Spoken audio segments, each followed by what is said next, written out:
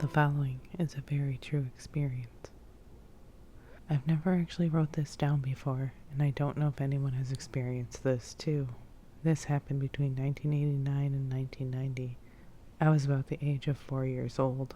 To this day, I still get chills thinking about it, and I wonder if in some unknown way it changed me. My parents had a house in the Inland Empire of Southern California, and at the time my brother hadn't been born yet, so I was still the only child. To give you a layout, my parents' house was a 2-story house located in a cul-de-sac. On the bottom floor there was 2 bedrooms, a bathroom, the living room, and the kitchen. The second floor was just the master bedroom and bath.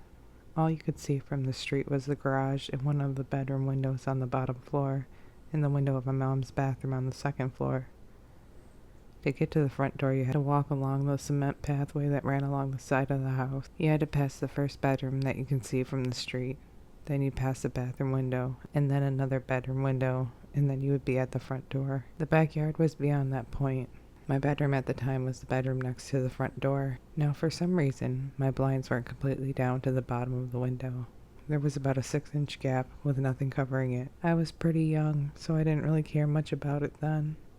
The bed was in the middle of the wall across from my bedroom door, and to the left was the window. According to my mom, this all happened right before midnight. My mother was asleep in her room upstairs, and my dad was a policeman that worked nights in another city. I was fast asleep in my room, and out of nowhere, I suddenly awoke, looking up at the ceiling. I don't know what woke me, or if I just popped awake on my own. After my eyes adjusted to the nightlight of my bedroom, I sat up and started looking around my room. All of a sudden, something caught my eye at the window, in the gap. First, I thought it was the streetlight reflecting on the window, but I knew for a fact there was only one streetlight, and what I was looking at was 2 obvious glowing spots that were spaced apart as if on someone's face. Then I thought, is that a cat looking at me? And yes, I vividly remember thinking these things, trying to debunk this at 4 years old. I had remembered then that my cat Chelsea's eyes would reflect at night, but this looked different than that. The cat's eyes would almost have different colors when reflecting. These were 2 very solid, bright white, glowing eyes, looking straight at me. I just stared at them frozen stiff, trying to make sense of what I'm seeing. I couldn't see a face at all. The eyes were just so bright, nothing else stood out. That void, or face around the eyes, looked blacker than the night. I thought again, well, if this is a cat, how could a cat be big like a person? And why would a cat stand up to stare in my bedroom? My curiosity got me and I went for it. I flipped my covers off, turned my little 4-year-old body towards the window, and put my feet on the floor. This is the moment the creepiest thing happened, and it will forever be burned into my brain. I got off the bed and got on my knees to get a closer look at this so-called cat. When at this very moment, this faceless pair of glowing white eyes begins to slowly and steadily tilt to the side, very similar to Michael Myers in Halloween. Eyes still locked on me, not blinking once. The feeling of dread and fear shot through my body. Completely terrified, I burst into tears immediately and booked it down the hallway, through the living room, and up the stairs to tell my mom. Although I was going as fast as I could, it felt like it took forever. When I got to my mom, I was so upset. I couldn't get any words out. Tears were streaming down my face, and my mom was becoming seriously concerned at this point. She was able to calm me down just enough for me to get out the words. There was white eyes looking at me through my bedroom window on the bottom. Stuttering, crying hard. "Are you sure?" my mom asked. I cry out, "Yes." She didn't even go down to look. She just called the police. I don't remember the time it took for them to arrive or what they said because I finally fell asleep in my mom's bed. I do remember faintly waking up to a knock on the door and my mom going to open it. The cop speaks to her and I hear her say, "Okay, thank you, good night," and she shuts the door. "Did they find it, Mommy?" I asked, half asleep. "No, honey. He said they couldn't find anyone." My mom told me softly, "It's okay now. Just try to go back to sleep." It's safe to say the next day, my whole window was covered. Years fast forward, and I'm in middle school now. Every now and then I would think about that night. Sometimes I wondered if that moment was real, if those eyes were really there, those unforgettable white eyes. One day a random thought came up, and I asked my mom if she remembered that night. She tells me, "Yes, of course. Why?" "I don't know. Just wondering, I guess," I said. Then my mom proceeds to say, Well, I never told you this, but when the deputy came out that night, he told me they made it a priority to get out to our house as soon as they could, because not very long before I called 911, they received another call from someone else reporting that someone was looking in their window in our same neighborhood. Hearing that sent chills down my spine, and to this day, I wonder who or what was looking at me that night.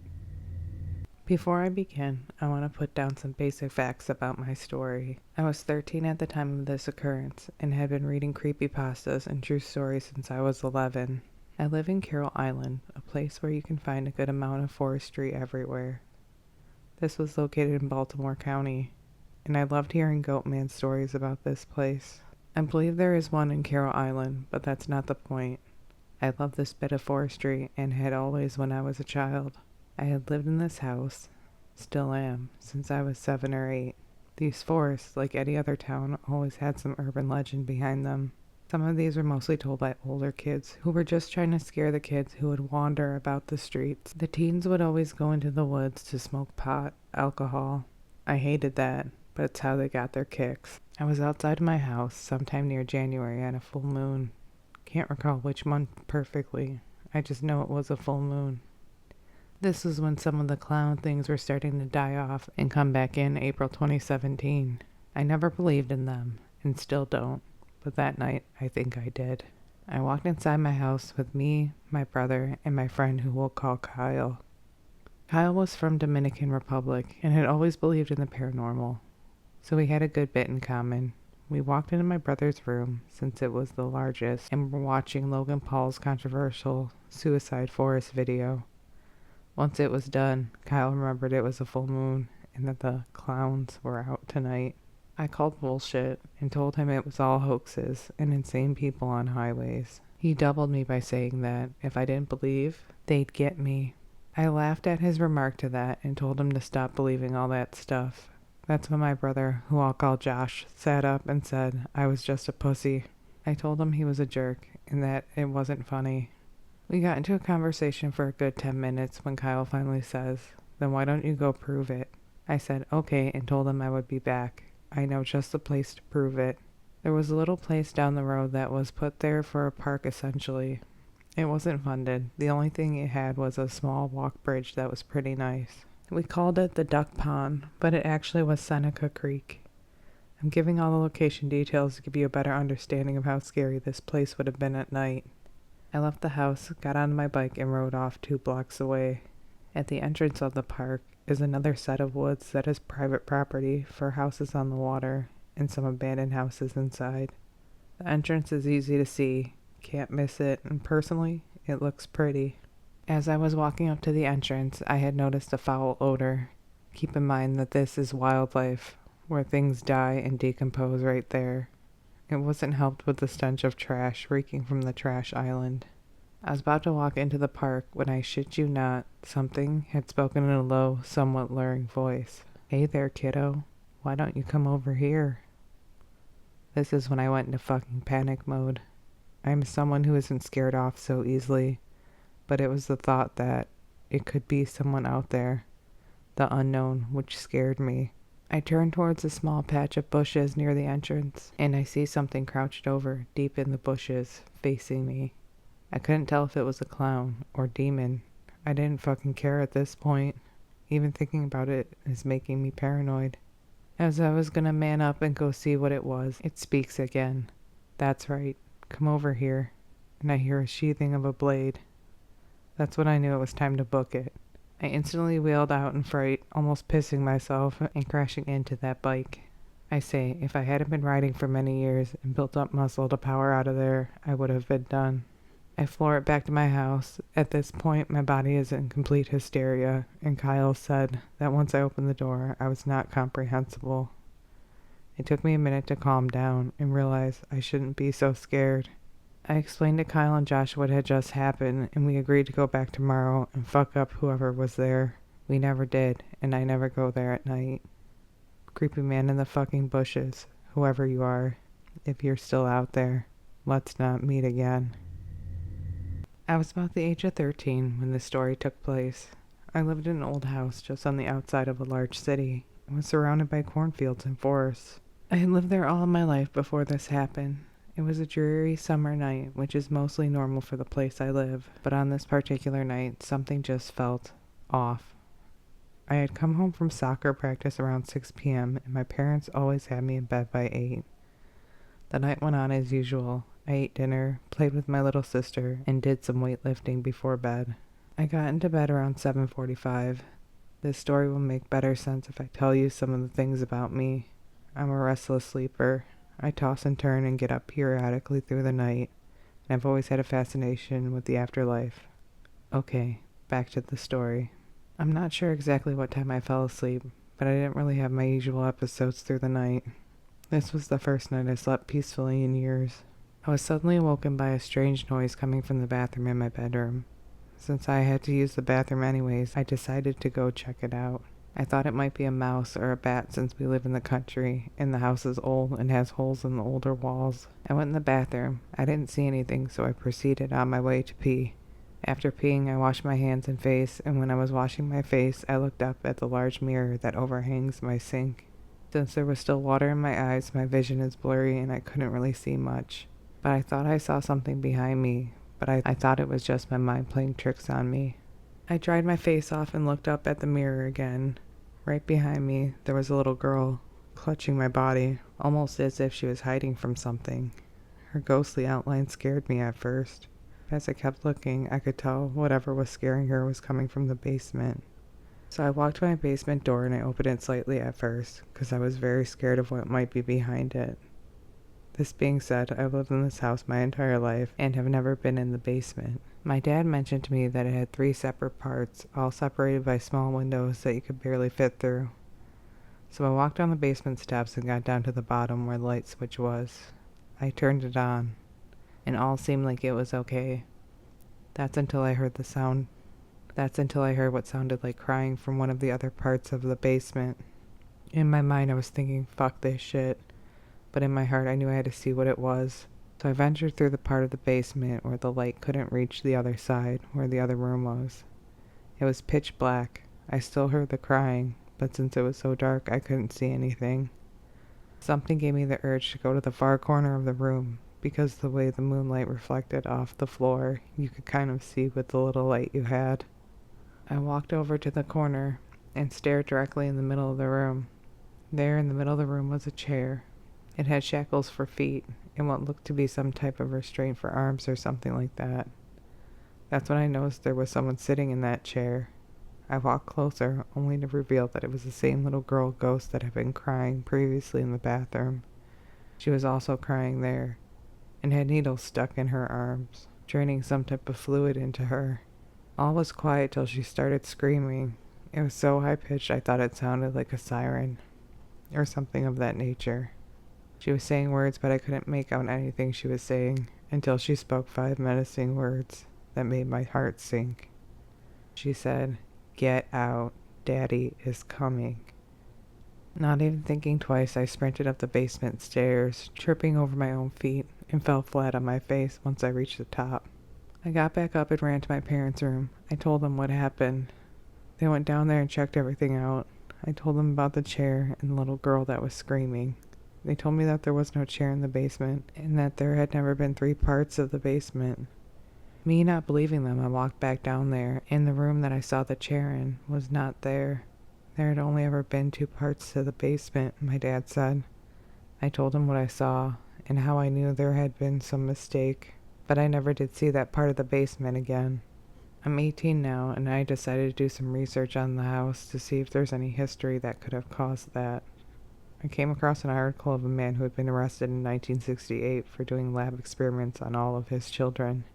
After the man was arrested, the police found all 12 skeletons of his children stuck behind the basement stairs, under debris and concrete. Now that I have finally moved out of that house, and that I finally have an answer as to what I saw that night, I'm finally at peace.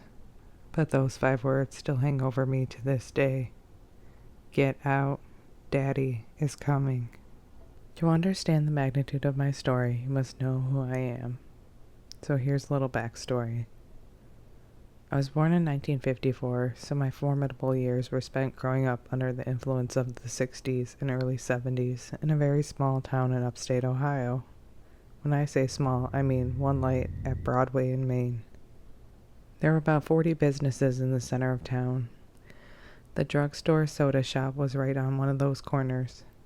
There was also a hardware store, small grocery store, Ben Franklin's, gas station, barber shop, and we had Baptist, Methodist, Lutheran, and Catholic churches, and most everyone went to one of them weekly.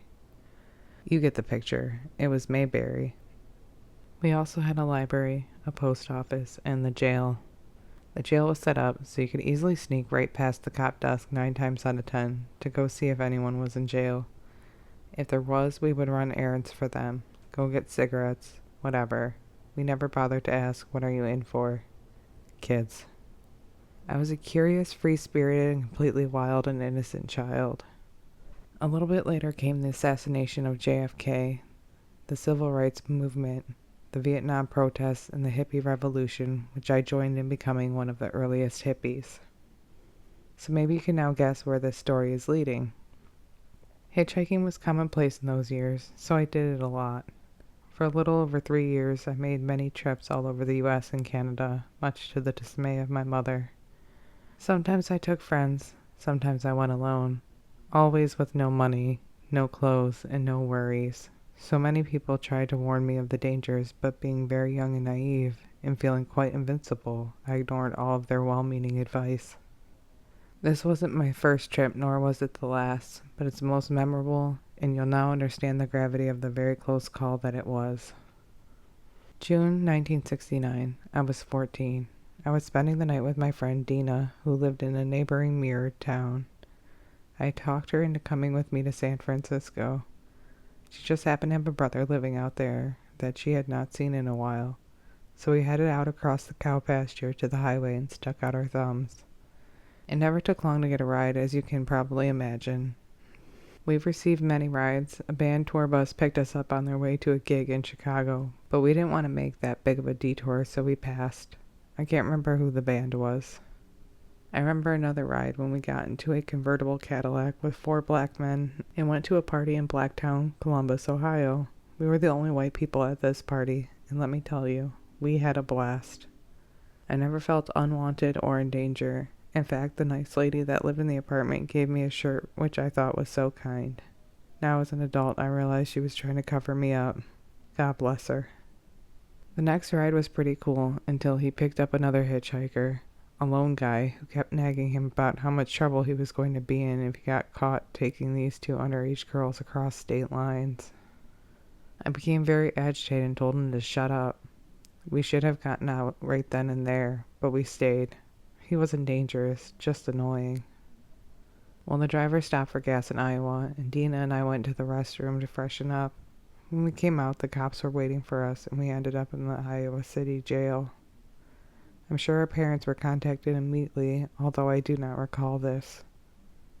We were quite the attraction in this little jail. The cops would come up and talk to us and play cards. They would bring us cigarettes, candy, and donuts, another Mayberry. I don't think we were there for too long before Dina's mom had driven out to pick us up. And after a conversation with her daughter, she decided to drive us the rest of the way to California. That's just over 1,900 miles. Unbelievable. I remember singing to the radio all the way to Nevada.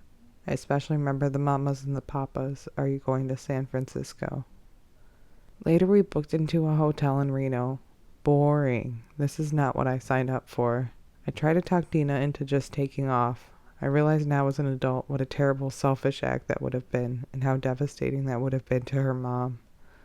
Lucky for everyone, she refused to do that, so I stayed. We finally ended up in San Francisco, right at Haight and Ashbury, near Berkeley College, where all the hippie action was, with her mom tagging along. It was all so overwhelming to me. I was pretty cool for our little town, but this stuff was way out of my league. I did mention how very naive I was. I was not fully aware of things like drug addiction, but I was it firsthand at Needle Park. Seeing everyone strung out on drugs scared me to death. I saw other things too that I cannot mention. Needless to say, I was shocked. I wanted to go home, and I have never wanted to go back to California again, and have never been back even to this day. I don't remember how many weeks I was gone on that particular adventure, but shortly thereafter, I was home watching TV with my mom.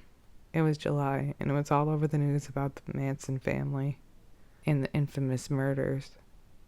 I then realized how close I come to being picked up by them and possibly becoming one of the family.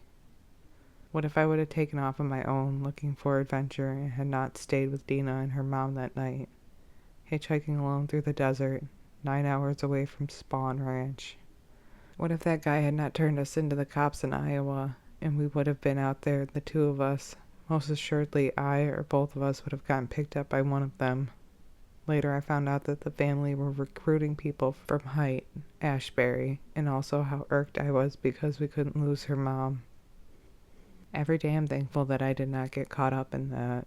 I was sure ripe for the picking, especially if they would have gotten a hold of me before I made it all the way to California. In all my adventures, I was never beat up, essayed, or unalived. I really do believe that I was under divine protection. This story happened in October of 2004, back when I was still a third-year high school student. My friends and I stuck around the school, late at night, after our annual Halloween party. We had agreed to try out my friend's Ouija board. It wasn't the brightest idea, but we needed a thrill. We found a nice spot under a huge Nara tree and proceeded with our half-assed ritual. There were 5 of us, 2 boys and 3 girls. We were all expecting some kind of paranormal contact. Rumors had it our school was haunted, but we never really experienced anything firsthand. And it was Halloween when all the spirits came out to play. We all wanted to get spooked. Also, we've never seen a Ouija board firsthand before, so we were pretty excited. Our school was an old Spanish colonial house built in the 1800s, when the Spaniards still occupied the Philippines. We were in a section of the school that doesn't get used often. Located beside a creepy old Jesuit house, people only go there when they needed to use the restroom, store equipment on one of the sheds, or make out with their boyfriends or girlfriends. We sat down in the middle of an open space, with only an exposed bare bulb nearby illuminating the surroundings. We were all having a laugh, scaring each other with what-if scenarios. It was your typical dumb kids doing dumb things. My friend who brought the Ouija board proceeded to place it in the middle of our circle. If I remember correctly, it was the glow-in-the-dark version, which we found hilarious, but it gave us the ability to see what was written in the dark. Not knowing what to do, and going after what we've seen in the movies, we all proceeded to place our index finger on top of the planchette. We sat there looking at each other until one of us said, "What's next?" We didn't know if there was a proper way to start the ritual. Plus, the board didn't come with instructions, so we decided to just throw in a question. "Is anyone there?" I called out into the darkness. "If there are spirits living here, please talk to us," one of the girls joined in. We clearly had no idea what we were doing. Still, nothing. Not even the slightest bit of wind. One of my friends jerked the planchette, and the girl who brought the Ouija board screamed, breaking the silence. We all laughed at how ridiculous it was. After a bit of joking around, we decided to give it another go. We all placed our index fingers on the planchette once more and asked if there was anyone there. We would like to make contact. "Don't break the circle," one of my friends jokingly said. "Shut up," I whispered. We were just about ready to give up when the wind started to pick up. The stillness broke, and the darkness around us seemed to move. Just a coincidence, we thought. "Okay, don't break the circle," I yelled out. "Is anyone there?" I was excited. It was like a scene from a movie with dirt and dead leaves swirling around us. "Guys, I'm scared," my friend sitting beside me said. "My mom warned me about playing with forces we don't know." "Did you die here? Were you killed during the war? Are you the headless priest that roams these halls? Do you know Jose Rizal, our national hero? Are you a hottie?" my friend giggled. At this point, we were all throwing random stupid questions. "Nothing." "This is bullshit. I don't want to do this anymore," my friend said, exasperated. We were all thinking the same. Just then a group of dogs from the neighboring house started barking at us through the chain link fence. These 6 dogs were growling and showing teeth. We all screamed and without finishing the ritual bolted right out of there. We didn't see each other until after Halloween break, and this is where the story gets creepy. One of the girls told us about a weird experience she had the night after playing with the Ouija board. She had gotten home late after hanging out with her friends from the neighborhood when she realized she forgot the keys to her house. So she called her brother up, who was then still sharing a room with her, and what he said crept the hell out of her. He swore she was already home. He claimed to have seen her walk in a while ago, and that she looked really tired and saw her head straight to bed. Creepy, but no need to freak ourselves out, we all thought. Besides, her brother must have just been tired and seeing things. But then my other friend started telling us about an encounter she had that Halloween night. She was going up to her room when the lights started flickering as she was ascending the staircase. Your typical horror movie visuals. Shrug it off to faulty wiring. But just then she saw the door to her room open, and a dark figure stepped out and stood atop their staircase. She couldn't make out the entity's face, but she recounted that she couldn't move and felt utter dread as the figure stared down at her. No way, my best friend who just joined in the conversation said in disbelief. Something happened to me as well. He recalled that he was sleeping one night when he woke up feeling really uncomfortable. He described his vision as having TV-like static, and a feeling of heaviness surrounded him. He looked around the room, and that's when he saw a bloody, charred face with piercing red eyes grinning at him through the window. I couldn't believe what I was hearing, because I had an almost run-in with death that night. After the ritual, I was sleeping in our sedan on the way home after fooling around with the Ouija board, when I felt our car jerk. I woke up instantly looking out the window. I found out that we'd been hit by a huge oil tanker. I panicked and leapt out of the car. Luckily, my mom and I survived the crash since the front of the car was a total wreck. I still don't have an explanation why these things happened to us, but thank God nothing happened after that. I never played or got near a Ouija board ever since. Several years ago, my family lived in a sketchy area of a small town in South Carolina. Our neighbor 2 doors down was a well-known drug dealer, and there were always shady people walking up and down our street and through our yard late at night. Now, my fiancé is a night owl, and I work nights, so we were always up late. My daughters weren't in school yet, and thankfully liked to sleep in as much as we did.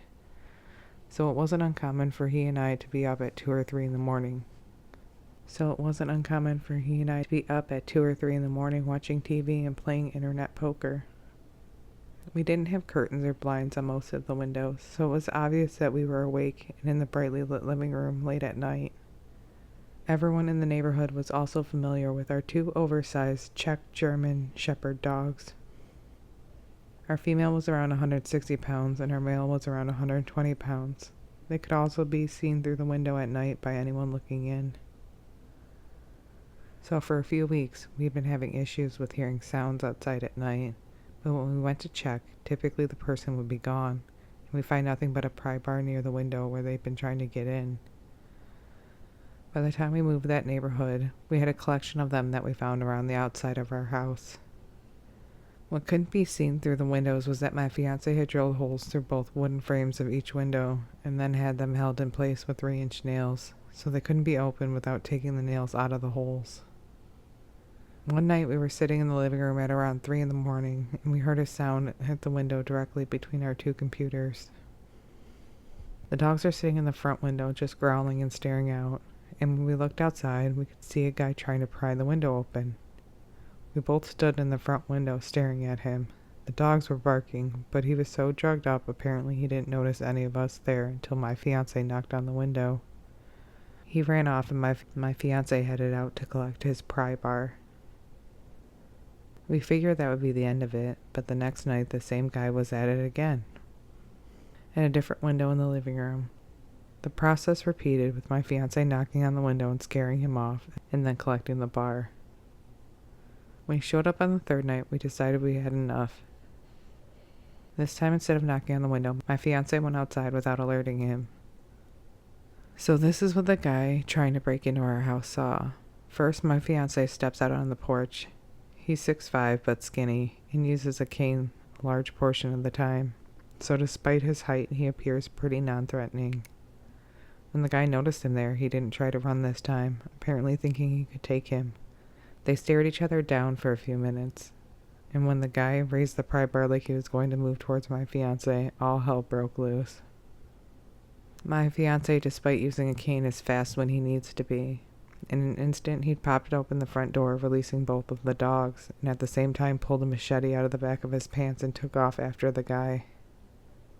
So here this guy thinks he's got an easy target, only to be chased down by nearly 300 combined pounds of snarling teeth and muscle, and a crazy skinny white guy with a machete. I've never seen a crackhead run so fast. All I can say is, housebreaking drug addict guy. For your sake, I hope we never meet again. I recently found some Let's Read type channels on YouTube and decided to try and write down an experience I had a few years ago, as it seems similar to the content being posted. I'm 27 years old, male, live in the UK with my fiancé, and currently work as a teaching assistant for teenagers with special educational needs. I have worked in a number of schools and children's homes now, and these buildings, especially the children's homes, are usually old, renovated houses or halls.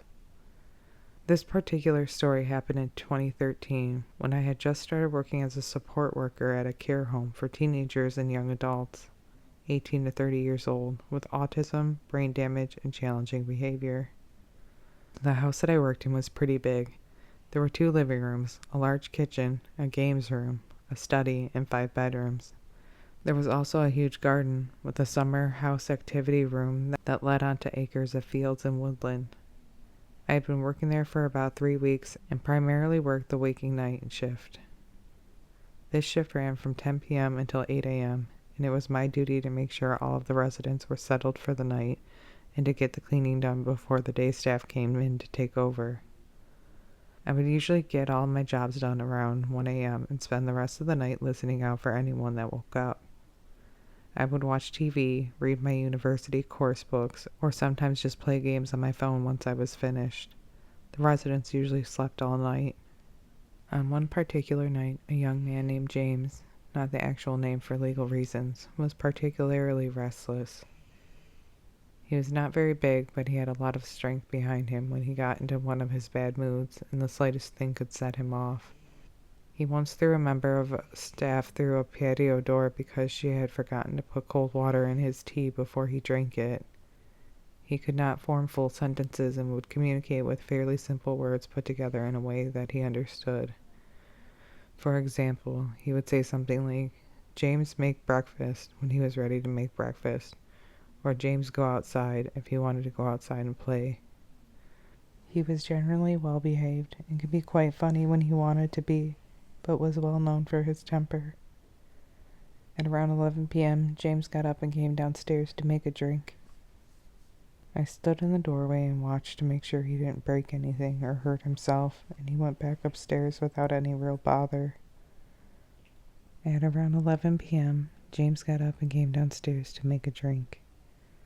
I stood in the doorway and watched to make sure he didn't break anything or hurt himself, and he went back upstairs without any real bother. I sat on the top step and kept an eye on his door for maybe 15 minutes or so to make sure he didn't wake any of the other residents. Once he had settled, I went back to my cleaning. The room beneath James's bedroom was a communal living room with board games, a TV, sofas, books, and stuff like that. I was in there dusting and mopping the floor when I heard something heavy drop onto the floor in the room above. I knew James was prone to temper tantrums if he got frustrated, so I went upstairs and knocked on his door. As I reached for the key to open it myself, he opened the door and looked at me. He seemed perfectly calm, and his eyes looked almost half shut, like he had been asleep. I asked if he was okay, and he said yes and put his thumb up. This was something he did when he was in a good mood and not stressed out, so I left him to it and told him to be careful, thinking he had knocked something over.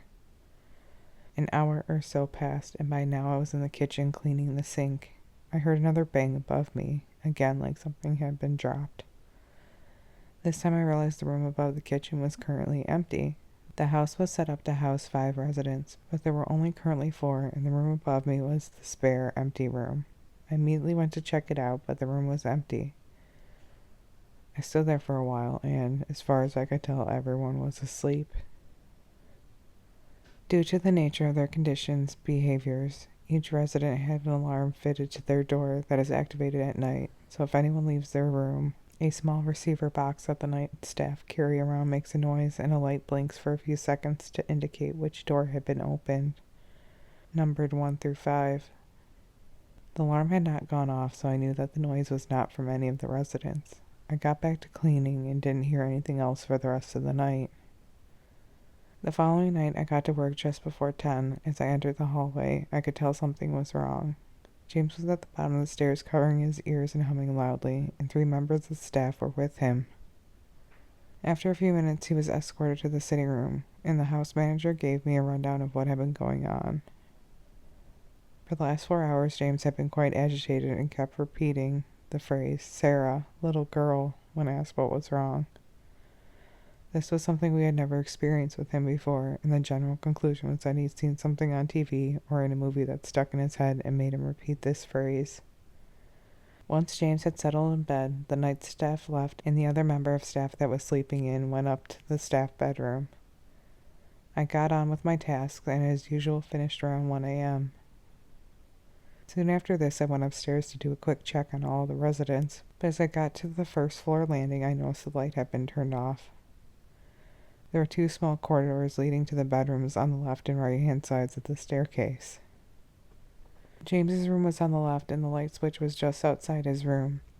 I turned the corner to flick the switch, and there, in the darkness, in complete silence, was James. He stood in the corner completely naked, with his eyes as wide as he possibly could hold them.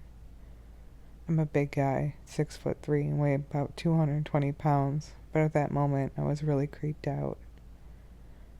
I spoke calmly to James and asked what was going on, and for a while he said nothing at all. Then, as I turned the light back on, he let out an ear-piercing scream and started slapping himself around the face. The sleep-in staff woke up at this point and helped me to calm the situation and get James back into bed before reassuring the other residents that everything was fine. After that night, I had 4 days off. My shift pattern was 7 days on, 2 days off, followed by 8 days on and 4 days off, and I was relieved that this incident had happened just as my time off began. I got back to work the following week and was told that the situation with James talking about the little girl had got a lot worse. He would spend hours staring out the window that overlooked the garden saying, "Little girl, where are you, little girl?" And no one knew where he had heard the phrase. That night, around 3 a.m., the alarm went off to say that the door to room 5, the spare room, had been opened. Now, this instantly seemed a bit weird as the door to the spare room was always kept locked because it was being used for storage at the time. I went up to investigate and found James stood in the room in the dark. He didn't seem to notice me entering and was just stood there whispering, "Where are you?" over and over again. I gently touched his shoulder and said something like, "Come on, mate, let's get you back to bed. It's late." James turned around and started heading back to his room, and for a second I was relieved. But then, as I locked the door to the spare room, he screamed out, "Oh no!" and started pummeling the door with both fists. As he did this, the alarm went off to indicate that the front door had been opened. The only people with the key to the front door were myself, as the night wake staff, and the house manager. The door has 4 locks on it, 2 that require a key and 2 that require electronic ID cards. It was now 3:25 a.m., and the manager never came in before 8 a.m., so I presume there must have been some kind of mistake, and continued to defuse the situation with James. He finally calmed down and went back into his room, so I went downstairs to check the front door. To my surprise, it was wide open. I shut it immediately and started checking every room in the house in case someone had got in. I then checked on each of the residents to make sure they were all still in the house. Everything was fine. The next night, everything was calm until around 2 a.m. when one of the other residents, Connor, got up and said that someone was tapping on his window. I guess that he must have just been dreaming that his window was on the 3rd floor of the house and was at least 25 feet from the ground. I went back up to his room with him to reassure him and checked his window. Sure enough, it was shut, and the security lock that prevents it from opening wide enough for someone to fit through it was still sealed. As he got back in bed, I heard footsteps on the stairs outside of his room. He froze for a second and looked at me with an expression of pure panic on his face. I opened the door to see who it was, but no one was there.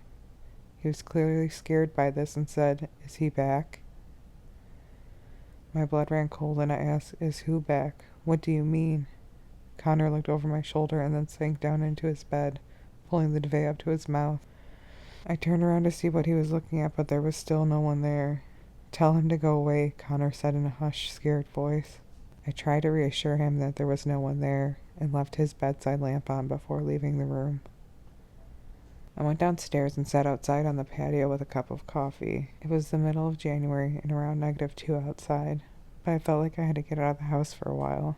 After about 40 minutes, I went back inside and washed my cup in the sink, dried it, and put it back in the cupboard. Beneath the cupboard was a locked, secure drawer where all of the sharp knives were kept until needed. The drawer was slightly open. This was obviously a major issue, as none of the residents were allowed access to the knife drawer without supervision. I counted the knives and realized there was one missing, so I woke the sleep-in staff and told her the situation and we began to search. Nearly 2 hours later, we still hadn't found the missing knife, so I decided to just keep our guard up and make sure none of the residents were hiding it. 2 hours later at 5:30 a.m., the alarm sounded. It was the door of the spare room again. I went up to check it out and found that the door was locked. How could the alarm have been activated by the door opening if the door was still locked? I went inside and turned the light on. To this day, I still have no explanation for what I found, and I often think about this incident. The bed had been pushed from its usual place and was against the wall, and the wardrobe doors were open. There were screws and nails all over the floor, but nothing was broken. But the most disturbing part, in the middle of the room was a children's doll, a gold bracelet, and the missing knife from the kitchen. The doll was an old-style baby doll. My guess was that it was made in the 50s from the style of clothes and the overall look of the doll. The bracelet was simple but old-looking. I left everything as it was and reported it to the manager as soon as she arrived. No one ever claimed that bracelet belonged to them, and it was taken to a charity shop soon after, along with the doll. After the doll and bracelet were removed from the house, James seemed to calm down and never mentioned a little girl or stood around in the dark again. I still don't have an explanation for everything that happened, and sometimes think that it was just a combination of strange behavior from a young autistic guy and the fact that the house was old. But on the other hand, a lot of stuff happened that I can't explain logically. My only regret now is that the doll and bracelet are gone and can't be examined or identified. Maybe it was paranormal, who knows? But now I work day shifts and do not plan on working night shifts again anytime soon.